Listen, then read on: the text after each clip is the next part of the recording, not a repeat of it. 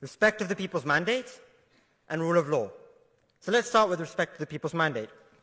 In February 2024, the military establishment in Pakistan sought to eliminate Imran Khan's party from politics, using lawfare to deprive the party of its election symbol, relied on by voters who cannot read.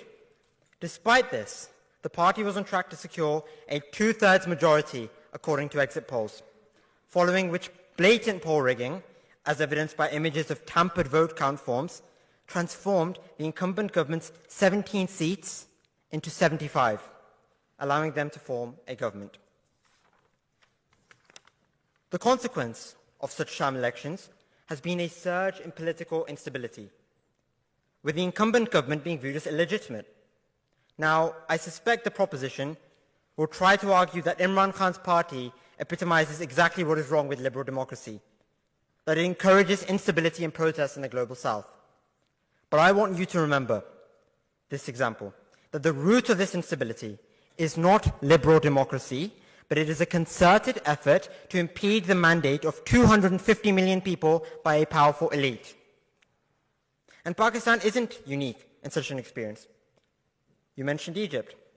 Military dictator Sisi in Egypt, who has jailed and killed hundreds of dissenting civilians and political opposition after uprooting democracy over 10 years ago, has destroyed the Egyptian economy, despite receiving billions of dollars from allies. Moving on to rule of law, a fundamental pillar of liberal democracy, as I'm sure we can all agree. Pakistan's history is rife with political imprisonments, and indeed Mr. Ehsan Iqbal's own party has regrettably suffered the consequences of being on the wrong side of Pakistan's military establishment. But since his ouster from office in 2022, Imran Khan has faced over 200 frivolous cases, ranging from terrorism, murder, and the legitimacy of his own marriage. Over the last year, both the United Nations and Amnesty International have called for Imran Khan's release, citing the sham cases leveled against him, the complete absence of due process with the lack of a fair trial, and inhumane prison conditions. Given this, I hope that Mr. Iqbal's government will give due respect to democratic values and release Imran Khan from illegal incarceration. He has argued in his speech for half of the time that freeing Imran Khan is the victory of liberal democracy.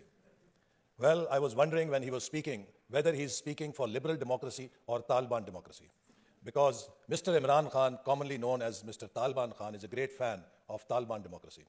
When he was speaking for Imran Khan to be the symbol of liberal democracy, I was wondering in which liberal democracy a leader who is condemned by its Supreme Court to have committed an extra-constitutional act of dissolving the parliament unconstitutionally can be the symbol of liberal democracy. I was wondering that which leader who weaponizes hate in connivance with religious parties to an extent that I stand before you as a symbol of that hate as a weapon when a young man inspired by his hate speeches tried to take my life, and the bullet that still exists in my stomach gives me a taste of Imran Khan's liberal democracy every day.